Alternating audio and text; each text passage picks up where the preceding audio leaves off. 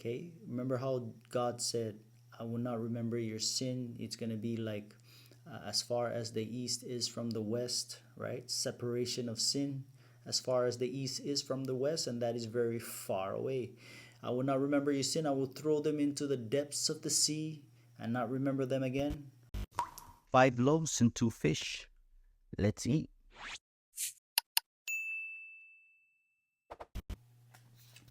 Now, why did the priest did not lay his hand on top of the head of the first goat, the goat for the Lord, and instead laid his hand upon the head of the goat for Azazel?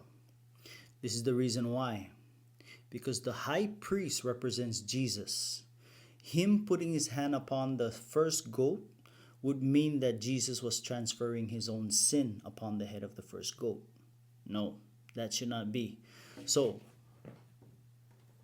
throughout the year, day by day, sinners have been bringing their sacrificial animals, and their guilt was transferred from them to the animal when they laid their hands on the head of that animal, and they themselves kill the animal, and blood is spilled, and that is when the priest manipulates the blood, bringing the blood into the sanctuary.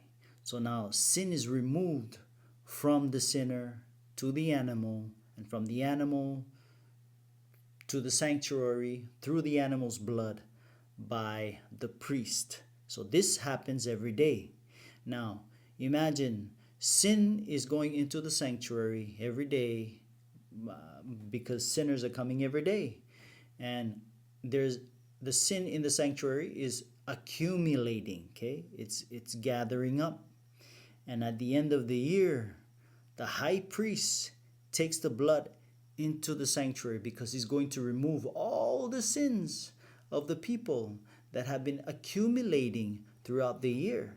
He's bringing in all the people, the sin of all the people from the sanctuary, and brings it out and puts it on the head. All the sin of the congregation, lay his hands on the head of the second goat.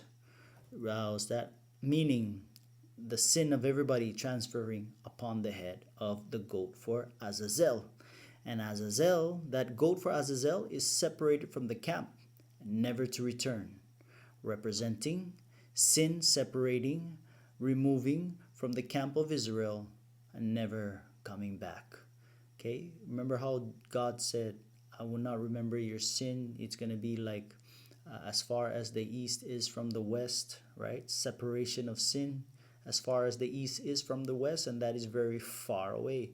I will not remember your sin. I will throw them into the depths of the sea and not remember them again, right? So that is what's happening with Azazel. Azazel's goat is separating sin from everyone. But Jesus will not separate, because in Revelation 21 it says God will be with man forever and ever and ever and ever and ever. And man will be with him. They will dwell together forever, like it was the way it was always intended. Okay?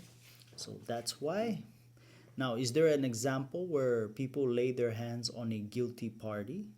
Yes, in Leviticus 24, the elders who witnessed this young man blaspheming, cursing God, they came and placed their hands upon the head of this young man, and was that stone him.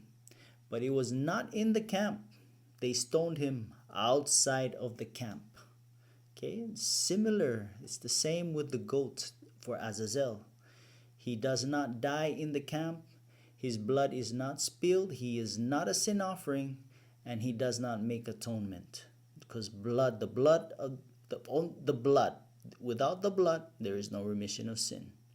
So that is why the scapegoat, uh, the high priest placed his hands on the head of the scapegoat, because he's transferring the sins of all the people that went into the sanctuary. He's transferring it out of the sanctuary and upon the head of the goat for Azazel.